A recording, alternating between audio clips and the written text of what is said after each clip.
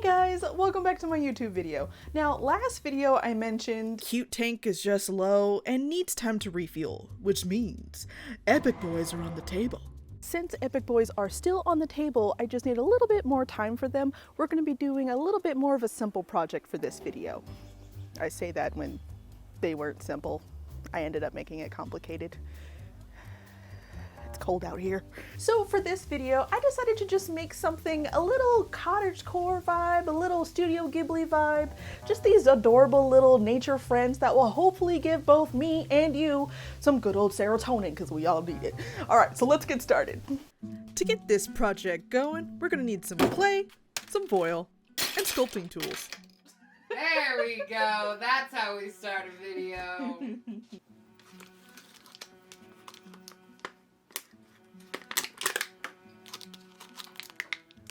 Oh my god. You are still the problem child. Let go. Let go. Thank you. God.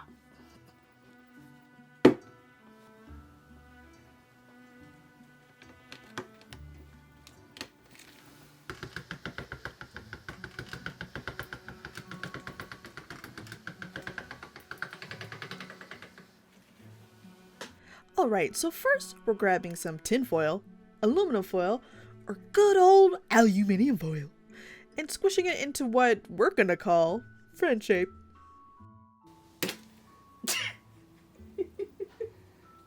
Since the clay is too lazy to sculpt itself today, we'll have to do this the good old-fashioned way. Covering the foil ball in clay, I'll be starting off with the smooth boulder type of a fellow who I've dubbed Benjamin. As you can see here, I am very scientific about how I add my rock texture. So scientific. We like to hit him once, and we like to hit him twice, and it's a big old ball of clay. Hey, hey, hey. Big old ball of clay. Big old... You have an ear off, don't you? Wow. It's a big old ball of clay. I bang, skid, and sculpt facets into the clay, so it's not just, well, a big old ball of clay. I build up his face a bit since I want to make sure it'll be visible when I add moss later on. Benjamin is a little timid little boulder and is definitely my little spirit buddy. The joy of this idea is rocks come in every type and shape, smooth or jagged, so there's literally no way to mess this up, even more so when they're fantasy boys. He do dub though. He do dub. Terrence is up next, and I picture him as a chill, go-with-the-flow type of guy who's also down for a little bit of mischief. For him, I went for more of a stone slab shape, but I wasn't exactly able to smack him around on my table, so I broke out a knife. Let me see what you have! No! I was able to get some really jagged and clean edges, all with a hint of danger, because this thing was new and sharp. With his big shape, of course he'd get stubby feet that absolutely would support his weight, no questions asked. If anyone who's watching this video suddenly has an urge to make their own little rock friend, please do it and then tag me, because I want to see a bunch of little mossy boys that everyone's making, because I think that'd be so cute. He also gets stubby little arms, because there's nothing I love more than making big bodies with disproportionately tiny limbs. I also couldn't resist giving a little rock booty because, I mean, do I even need a reason? Rock booty, only a reason.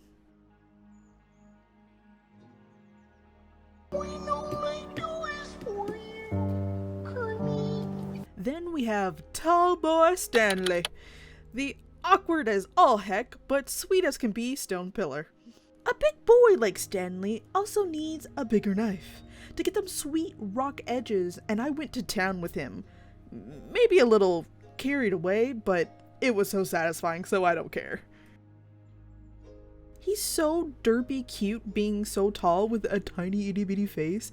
It's giving golden retriever energy. Hi there, I have just met you, and I love you. Remember how I just said? Because there's nothing I love more than making big bodies with disproportionately tiny limbs. Well, I took it to the max with him, to the point that I can only imagine that he just shuffles to get around anywhere, and that's a glorious image.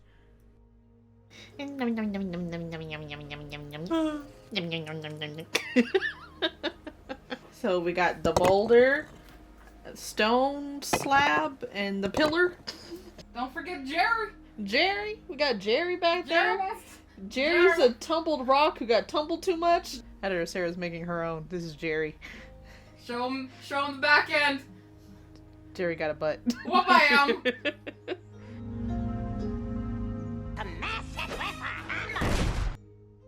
Next up is I'm oblivious and never know what's going on, Rock Boy Kevin, who is also me. I'm not sure what to call his shape. Basically, he's a planter rock. A rock that has a big cavity where moss now grows. Like a geode. Oh my god. I should make crystal version someday. I used a foil base and clay to give the impression that a perfect little moss ball is nestled in the center. I gave Kevin a dopey expression, which is saying a lot when it's literally just 3 dots, but you can't tell me that's not the vibe you get. Kevin is a mix of Benjamin's and Terrence's texture, with some jagged cuts at the top and aggressive smacking at the bottom.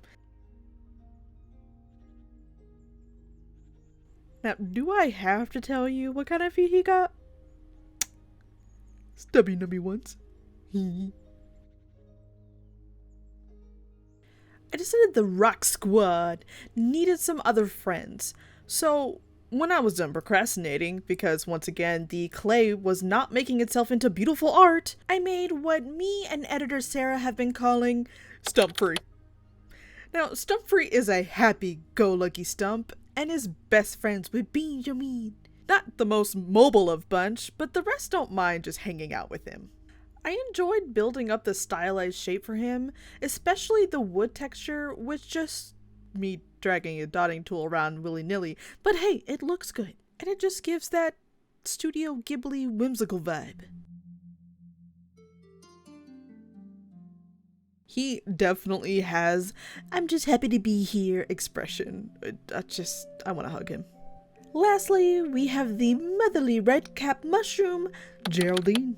Geraldine is definitely the loving grandma type of the group that everyone wants a hug from, but who also keeps everyone from getting too rambunctious or stuck. Especially Stanley, who keeps forgetting he's tall. I was worried about making her too top heavy, so I didn't want to build up the frill underneath her as much as I wanted, just to help keep her stable because we were already dangerously close to flop over town. And you know what happens when grandmas fall. I've fallen, and I can't get up! She gets a chipper expression since this little fungi is all good vibes. She had to have little arms because they're better to hug you with, but also they're kind of required for that, so she had to have them. And with her done, it was time for everyone to take a trip in the oven.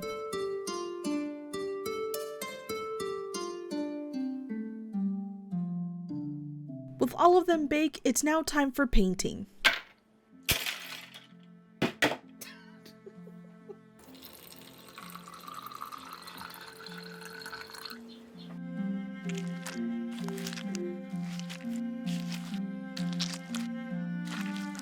For the painting, I wanted to stick to the Ghibli vibe, so I went for light and bright colors. So all the rock friends get a nice bleached rock shade as a base.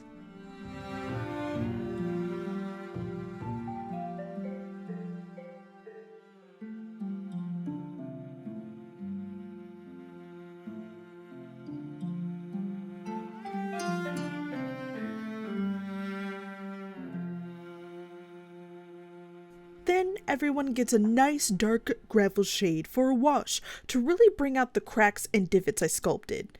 I also dab off the excess with a paper towel.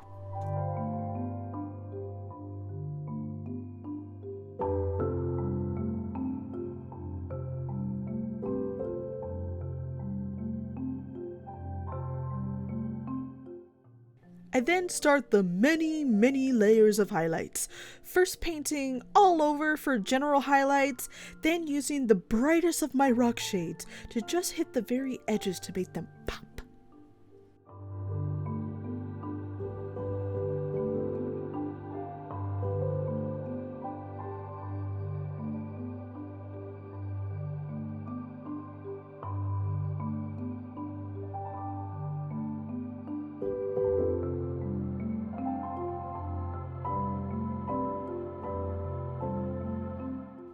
with the rock base done, I paint over where I want all the moss to be with a nice green. One part guide, one part if I miss or mess up, at least there's a green color already underneath.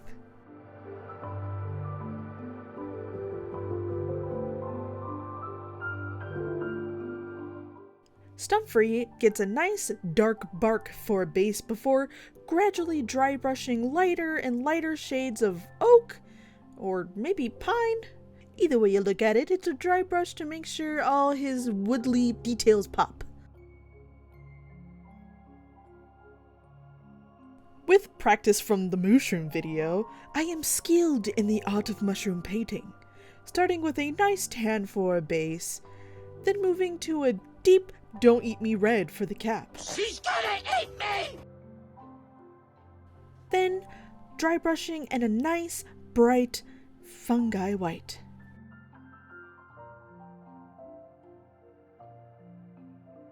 Also, can't forget the spots. I absolutely just used the back of my paintbrush. I can't be trusted to paint them and not jerk the brush everywhere. With Geraldine done, it's time to give the boys some mouse. For that, I'll be using the king himself, the Static King. This magical little device makes grass-like fibers stand straight up like real plants would. And if you get them small enough, they look like fuzzy moss. Since I wanted to be accurate about where the moss was, I went and painted on the glue, so rip this brush, you a real one. And once all glued up, you flip the device over and just violently shake it around. It's fun, but God, it gets everywhere, and I just mean everywhere. Camera, look at the weird strands, it's a monster. Oh, that's freaky. Don't touch it, it's not dry. I know it's not dry, I can't touch it, but I wanna touch it. It's so perfect and such a fuzzball. I then just repeat this step for every green patch I've painted.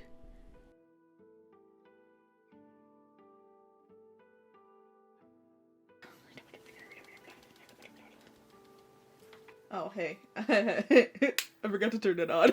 Oh, goddamn! Abort. Abort the mission. Abort. I forgot to turn on the darn thing. Alright, I think I... When your friend is so dumb, she does not hit the on.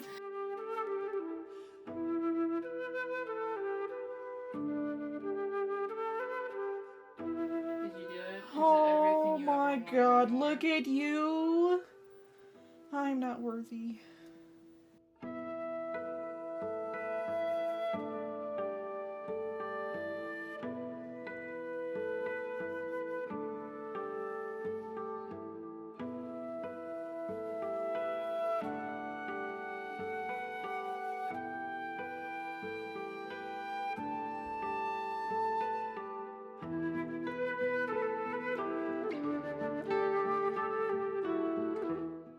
The moss already looks great, but I think I could take it a little further with airbrushing, but I gotta make sure to mask off all the stone parts first.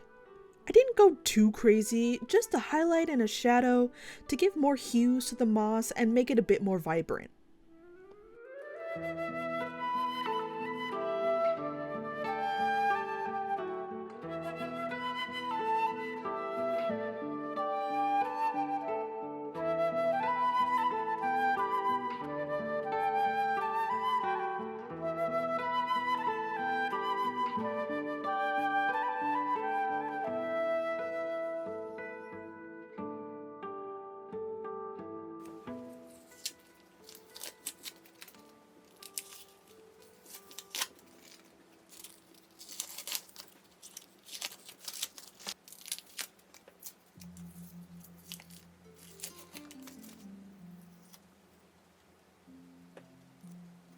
The last step was to just add a bit more greenery, giving everyone their own little seedling plant to take care of.